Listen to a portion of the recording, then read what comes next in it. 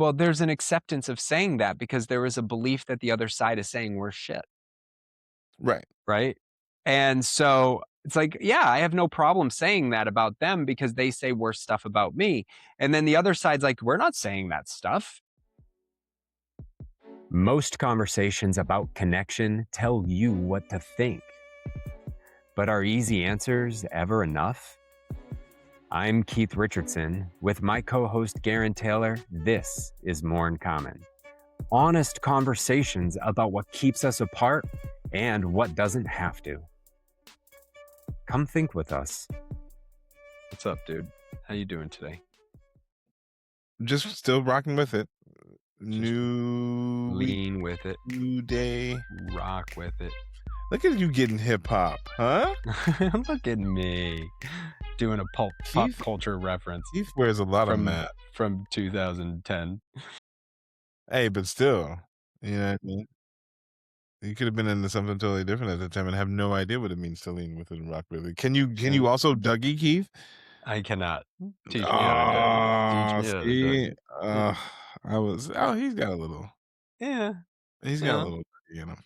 I'm sure you're not I've, too I've, far off. I've attempted it before. By next episode. No, I am just started rehearsal for the Dad's Dance this year. see, prime opportunity. Prime opportunity. I think it's time for you to learn how to Dougie. Okay. I'm just kidding. I don't know why. There's absolutely no reason why you need to. Just bring it back. New TikTok trend, the Dougie. But see, this is the More in Common podcast, by the way. I'm Gerren Taylor. That's Keith Richardson. But that's kind of what I was thinking about this week, because people would look at you and they go, he doesn't know how to Dougie. But then if you could bust it out, then they'd be like, oh shit, Ohio got flavor. Yeah, there's some good videos out there of people. It's like, oh, I didn't think he could dance. Yeah. Good old stereotyping. We do have an older episode with Keith's dad dance on the YouTube. So yeah, last year. If you want to go back, if you want to get into the deep dive and go back. You're gonna have to watch them all. I don't remember what episode it was. It was last summer sometime. I know that. I know it was last summer. Yeah. That's kind of what we're talking about on this episode is the pictures we paint about people, the stories we tell about other folks. Yeah. And not just the identity attachments, but now how do we attach group identity to other people and judge them from that, and what do we do about it? And it also connects back to the episode that we did a couple of weeks ago where we were talking about institutional trust, because I really think this is something that we have to make the connection on, is that as institutional trust collapse and people start, becoming more insular because you can't trust anything, you start becoming, suspicious of everybody around you. It's when it becomes really susceptible to, oh, it's the immigrants. Oh, it's the women. Oh, it's this person. It's that point. It's the finger pointing. I think people become more susceptible to those caricatures because they're already looking for something to blame or someone to blame. Yeah, especially if to your point, if the group structures of your own external identity starts to break down, what do you attach to? Part of that is not completely or inconclusively is the attachment to the enemy. But it's interesting because I've really been on this journey. Now I'll share a story just to kind of frame a practical outlook of how we see other people and how we challenge it and work through it. And we talk about curiosity and how this plays out. This was several years ago now. I think it was maybe 4 years ago. I was in LA. We were going to do this event at Google, Rodney and I. For those uninitiated, Rodney is the former co-host of More in Common and the current business partner of More in Common in all of our deliveries. We were in Manhattan Beach, and the short of it is we went to get coffee. We sat outside. Rodney left his bag that had his wallet in it, and he left it on the bench. We went back to his house before we were going to Google because we had and he realized he didn't have his wallet with him, and then realized, "Oh, he left it at that restaurant." So we go back to the restaurant and it's not there. And so he pings his Find My Wallet app, whatever he was using. I forget what he was using, it doesn't matter. And it shows that it's off of the Manhattan Pier itself, that it actually is pinging in the water. And we're like, uh-oh, what do we do? Right. And we walk down the pier and we're looking in trash cans. We're looking because it's like a fanny pack, right? So it's big enough that we could notice it. We're looking in the water, we're walking, but then he starts realizing where the hot zone is for where his wallet is. And, as most of us do, I completely looked past the homeless person at first. And then I look up and there he is, this unhoused individual with a shopping cart.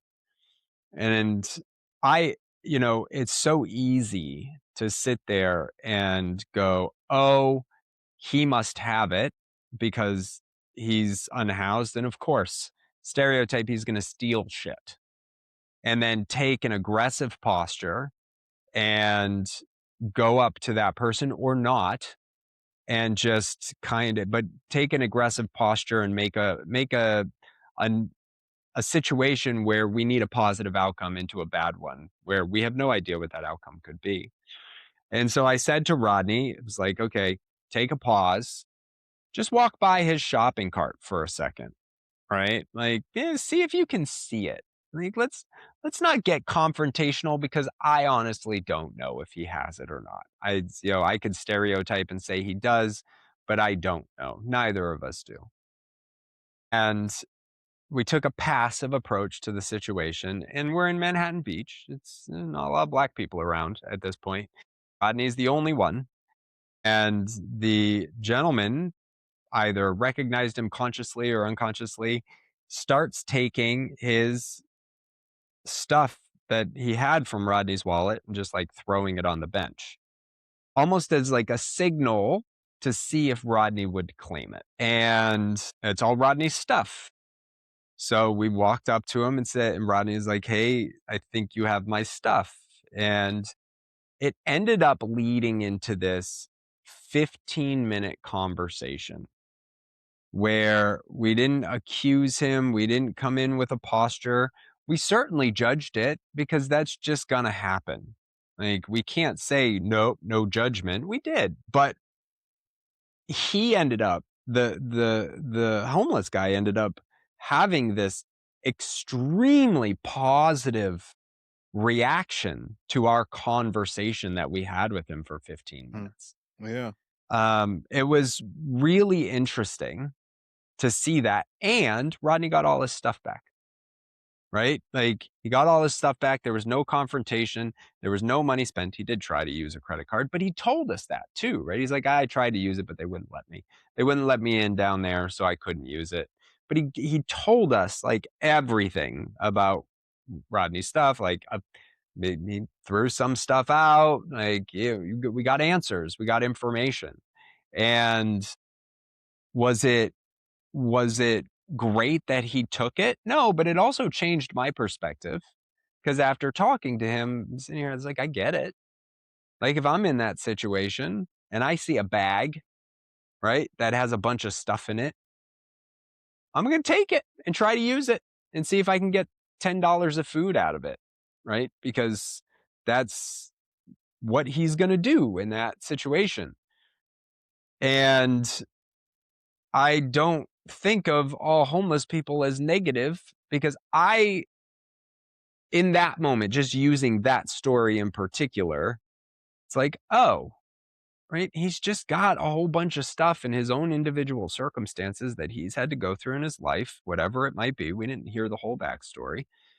And Rodney got his stuff back. And we didn't have to play this negative stereotype game of homeless people. We did have the stereotype, but we didn't act on it.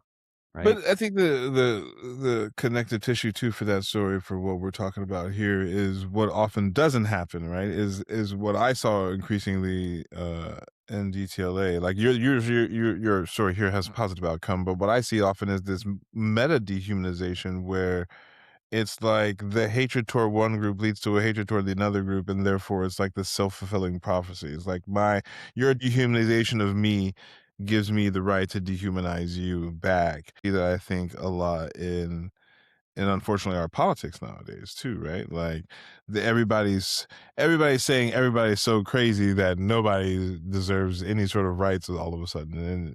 And I think that is not to say it's a slippery slope, but it is a dangerous way to approach these conversations and doesn't allow us to make good connective conversations. Yeah, I think, there's some research back in 2006, Harris and Fisk, we talked about them last week a little bit, I think, um, that when you are shown images of extreme outgroups, so those that you judge, whether it's liberals, whether it's MAGA, right? Whatever is your extreme outgroup, the insula, which is primarily responsible for disgust, and amygdala are activated. Right, and so what you end up doing is you're neurologically creating a threat protection response, And that and you're functions too in 2 ways because especially these dehumanization techniques, you focus on either your lack of human uniqueness, right? So you're more like an animal, therefore I must protect myself from the dangerous animal, or yeah, denying your human nature, like saying you don't have feelings, you're an inanimate, rigid object kind of thing.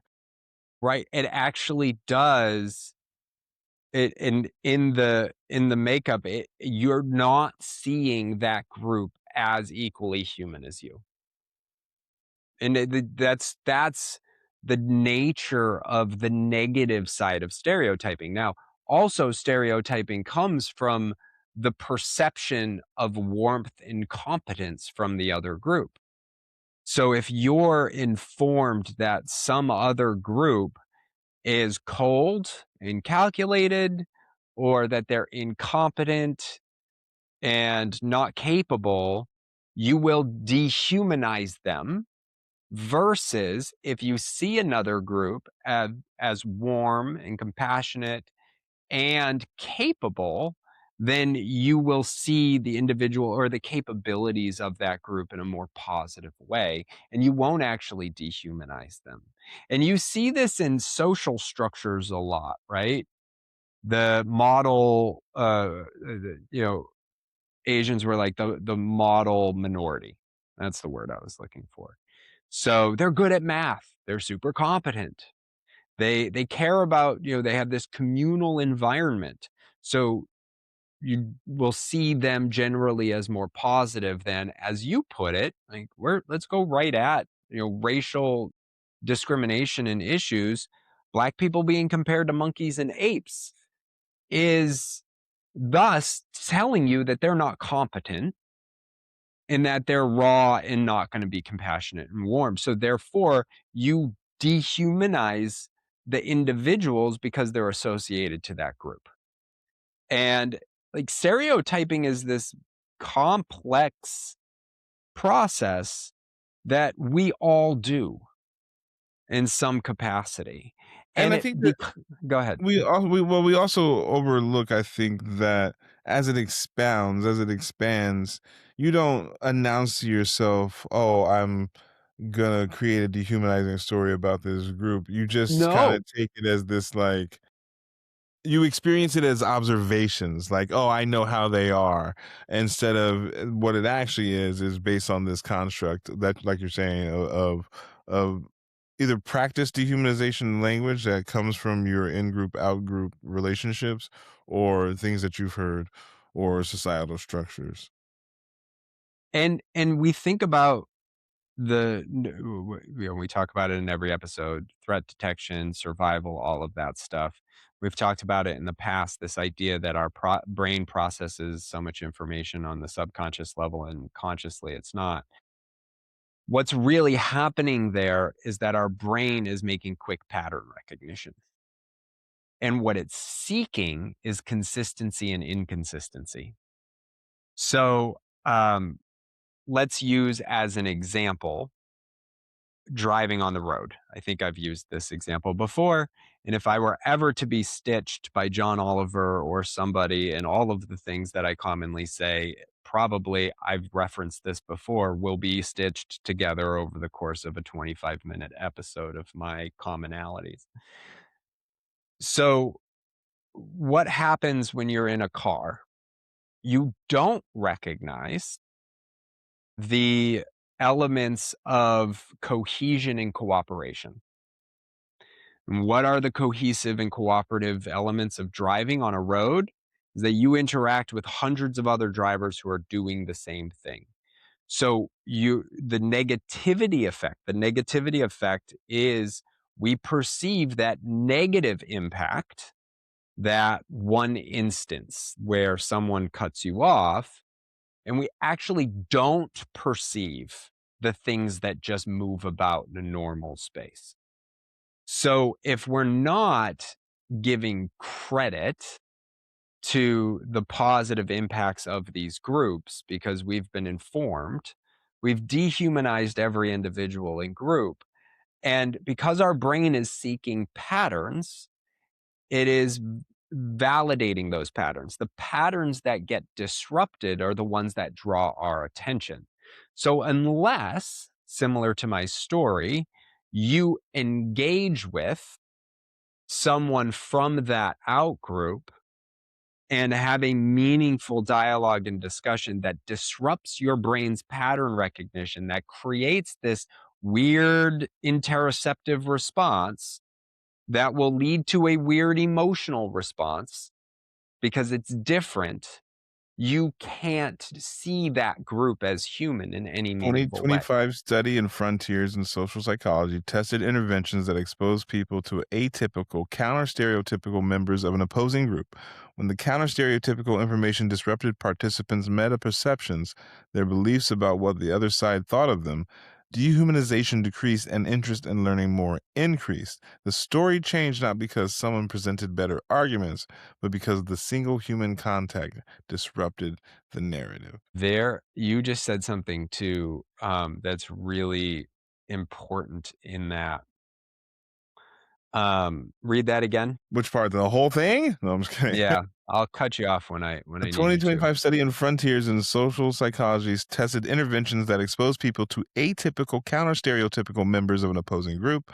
When the counter-stereotypical information disrupted participants' meta-perceptions, their beliefs about what the other side thought of them, dehumanization decreased and interest. Beliefs about what the other side thought of them. So this also strengthens stereotypes. There was recent research and survey data done that specifically conservative liberal, right? Political spectrum. The belief that the other side thinks of me. So if I think of the other side, I actually think they dehumanize me more than they actually do, and vice versa. So it's the perception of dehumanization is like 2 times the actual dehumanization, It right? is, in fact. So that perception only seeks to validate my dehumanization of them. They think of me worse than I think of them, so there's no chance I'm going to think of them in a more positive light.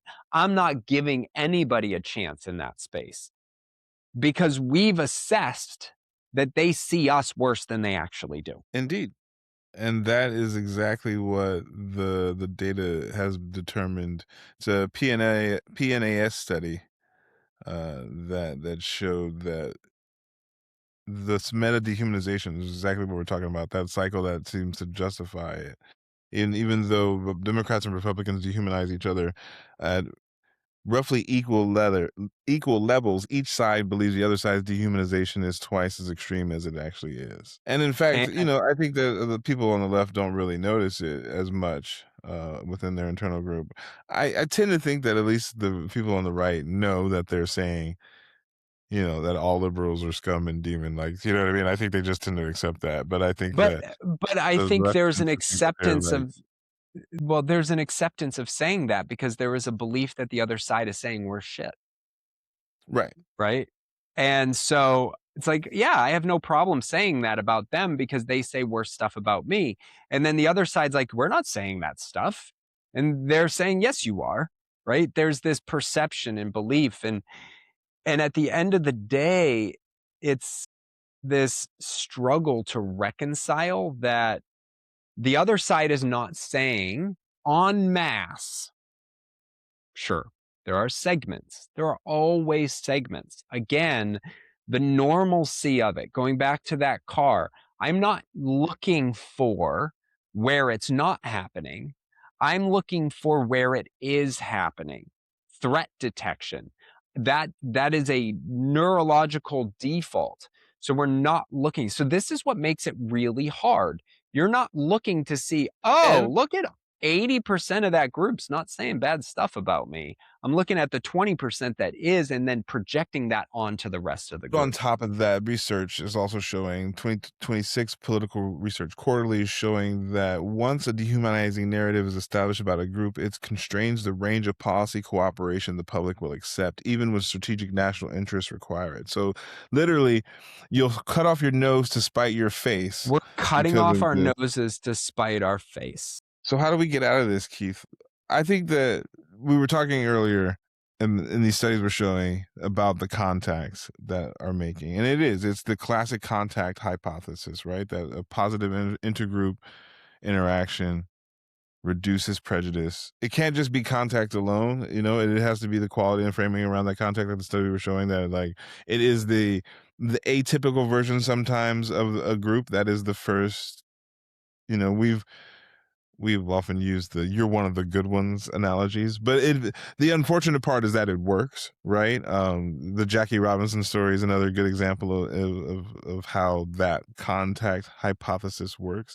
It does have to be the right person. They chose the right black guy for that They did that on purpose. particular role. Yeah, they did Yeah, that on purpose. Yeah. and it wasn't even easy for him, and even though he was, but you don't need to convince someone that, all conservatives are good people. You do just need to create that space to have that contact where you can think more abstractly about this group than the stereotypes or the stories that you've been telling yourself. Yeah, there is a lot of research that does that is disheartening. There's a lot of bias research that suggests don't change bias. Stereotype is a form of bias, which is why I bring it up. You can't change it. You can't fix it. You can't just stop stereotyping. You can't just say, oh, I suddenly see that group as some positive amalgamation of complex individuals and they have an ideology that isn't actually demeaning me as much as I think they are. You do like this element of exposure is the most meaningful impact to breaking down these cultural stereotypes that we have amongst groups. It is recognizing that, look, I'll use a total tangent scenario, but I've heard this story play out in many significant ways. People who have sought therapy and had a bad experience, but have never experienced therapy before, will draw a broader conclusion that therapy is not, it doesn't work. Therapists don't offer anything. Now, I'm creating a stereotype on therapists because it's not that I necessarily had a bad therapist, it's that I had a bad experience with therapy. Heck, I went through this when I was 18. I had a bad psychiatrist and I didn't seek therapy again for 20 years. Um, and that element of shutting down because of that negative experience, your willingness to explore alternatives is also a hard thing in that exposure element. So you have to be careful. It does require the right person from the group to just help you break down that there is nuance in that group. Yeah, no, totally. You're still going to stereotype, but it's where your stereotypes are formed and how they're formed. And are they positive or are they negative? Does that And group have warmth and competence? I think That's that's an what the important yeah.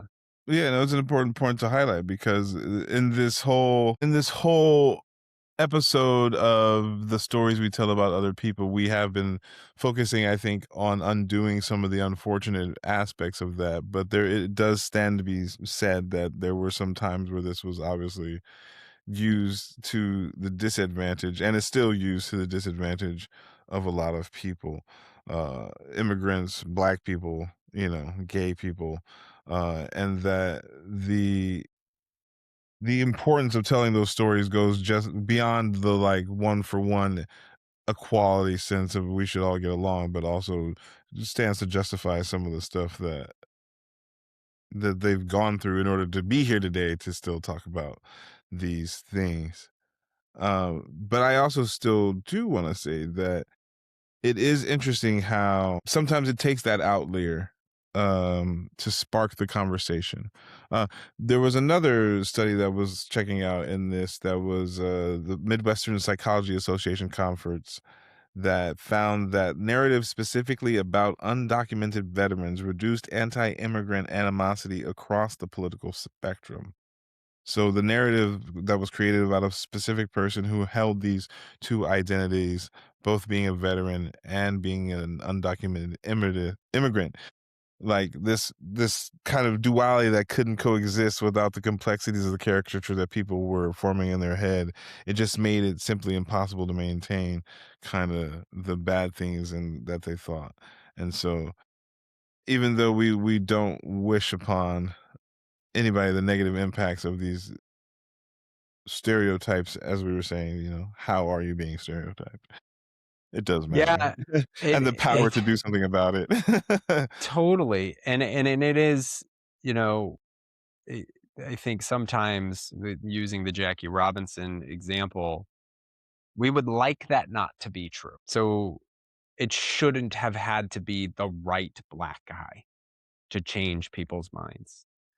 And while I respect idealistic Pollyanna perspective of the world, um, we are wired for these things, and when our background experience and all these other things inform this perspective that has created patterns in our brain, that has grouped things together based on information that, yes, shouldn't be there. At the end of the day, it is. And if we don't want it to be there, we need to challenge it more often by ensuring that we are finding ways through this, as uncomfortable and as amoral as it may seem, because humans be humaning, and hierarchical pressures, institutional dynamics, all of those things are there. And guess what? They are way harder to change.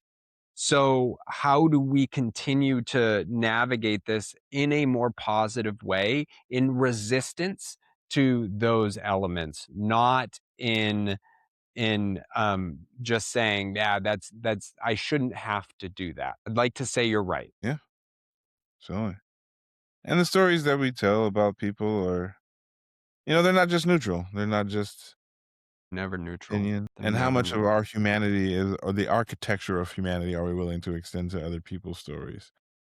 And why would you try to make it Yeah. harder? You know what I mean?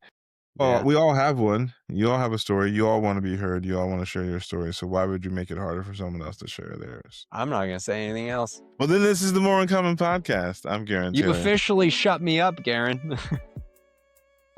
I just want to mark that A. No, I'm just kidding.